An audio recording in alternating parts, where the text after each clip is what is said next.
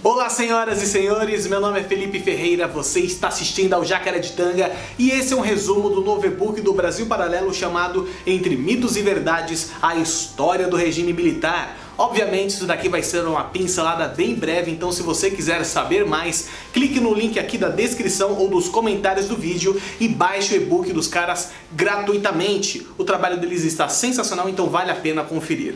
Durante a Guerra Fria, Estados Unidos e União Soviética disputavam entre si para saber quem chegaria à Lua primeiro, em uma disputa para saber qual modelo político-econômico venceria.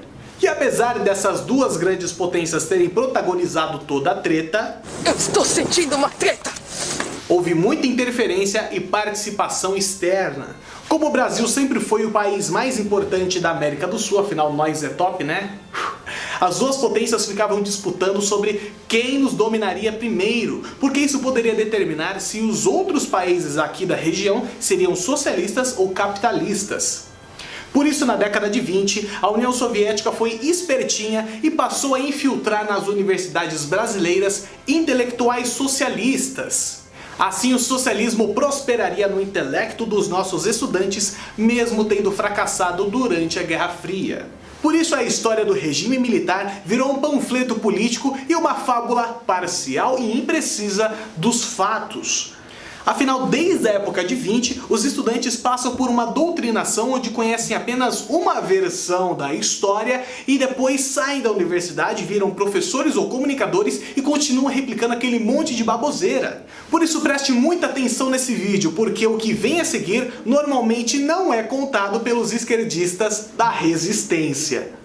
Em 1919, Lenin criou a Internacional Comunista, que pretendia reunir e organizar todas as esquerdas de outros países para implantar o regime comunista em outras nações. A partir disso, criaram no Brasil o PCB, Partido Comunista Brasileiro, que pretendia substituir a sociedade capitalista pela socialista através da Revolução do Proletariado. E para que a transformação fosse possível, eles começaram a ocupar sindicatos e propagar as ideias comunistas através de palestras e eventos.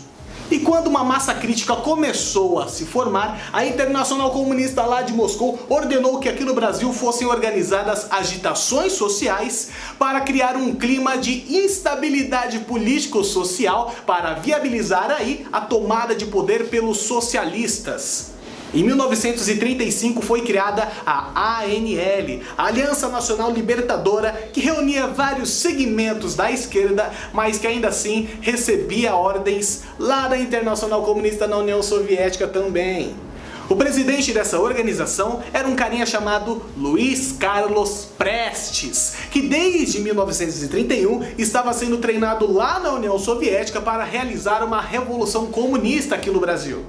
Em 1935 ele retornou para cá com uma agente do serviço secreto soviético chamada Olga Benário e juntos organizaram uma rebelião no país inteiro que fracassou por falta de aderência popular. E como se não bastasse para eles, o evento ainda criou um clima de desconfiança no então presidente Getúlio Vargas, que criou o Estado Novo como uma resistência aos comunistas, ou seja, se fodeu. Com o fim da Era Vargas e também da Segunda Guerra Mundial, o PCB retomou suas atividades aqui no Brasil para desestabilizar o governo e tomar o poder. Enquanto isso, os métodos guerrilheiros de revolução comunista estavam dando certo lá em Cuba, então a União Soviética tratou de radicalizar os seus planos aqui no Brasil também.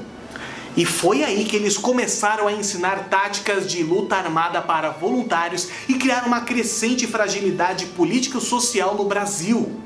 Avançando um pouquinho mais no tempo, em 1961, Luiz Carlos Prestes e outra agente soviética se basearam no que deu certo na tomada do poder na China e articularam aqui no Brasil a Reforma Agrária, que era um movimento de redistribuição de terras através da força, igualzinho ao MST, só que pior. Mais tarde, isso resultou em um apoio do Prestes às reformas de base propostas pelo João Goulart. No mesmo ano, enviaram dezenas de brasileiros para o exterior para um treinamento político-militar para fazerem aqui no Brasil uma guerrilha comunista. A causa recebeu o apoio do então ditador de Cuba, Fidel Castro, que forneceu armas, dinheiro e chegou até a comprar fazendas aqui no Brasil para servir como campos de treinamento. E então o temor de uma ameaça comunista foi cada vez mais agravado por políticas, ações e discursos do João Goulart, que era completamente alinhado com o projeto socialista. E além de propor a reforma agrária, a extensão do Estatuto do Trabalhador Rural e a valorização do método educacional do Paulo Freire, ele pretendia legalizar o Partido Comunista Brasileiro.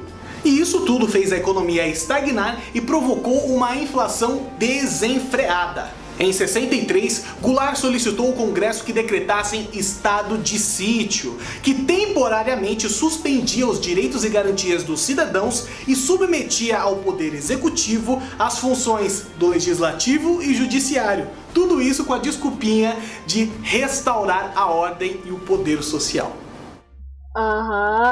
Sei. Obviamente essa maluquice foi negada e apesar das constantes críticas e apelos dos militares, o Django se aproximava cada vez mais do Partido Comunista. Em 13 de março de 1964, em cima de um palanque na Central do Brasil, no Rio de Janeiro, Django... No! God, please, no! No! No! No! Ok. João Goulart, Leonel Brizola, que mais tarde seria o vice do Lula, e Miguel Arraes instigaram 100 mil pessoas ali reunidas a desacatarem a Constituição Federal.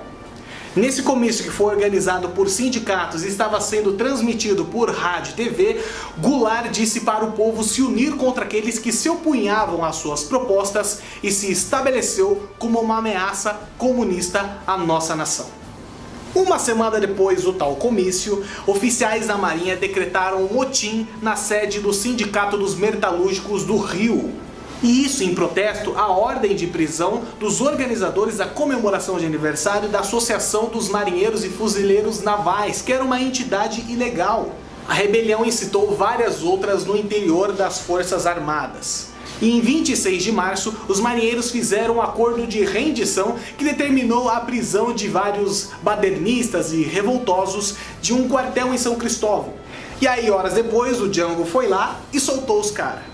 E 3 dias depois, o João Goulart teve a cara de pau de ir em uma homenagem da Associação dos Sargentos da PM e dizer que queria mudar a Constituição para conseguir disputar as eleições de 65. E foi aí que a oposição disse...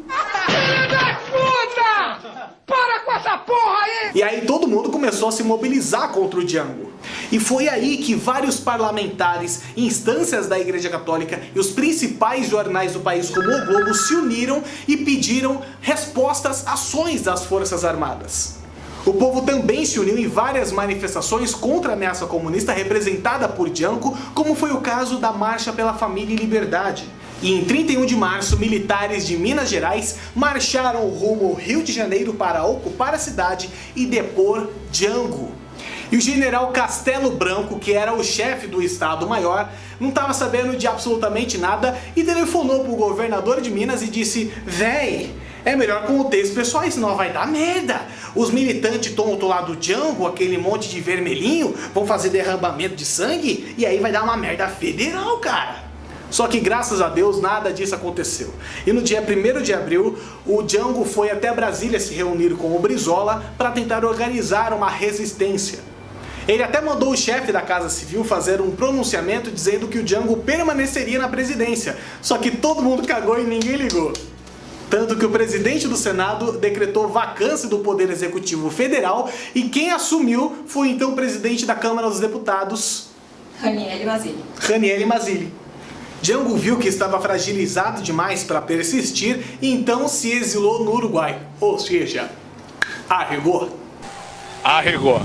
E então no dia seguinte, o povo brasileiro foi às ruas comemorar o fim da ameaça comunista no Brasil. Para vocês terem uma ideia, só no Rio de Janeiro foi 1 milhão de pessoas.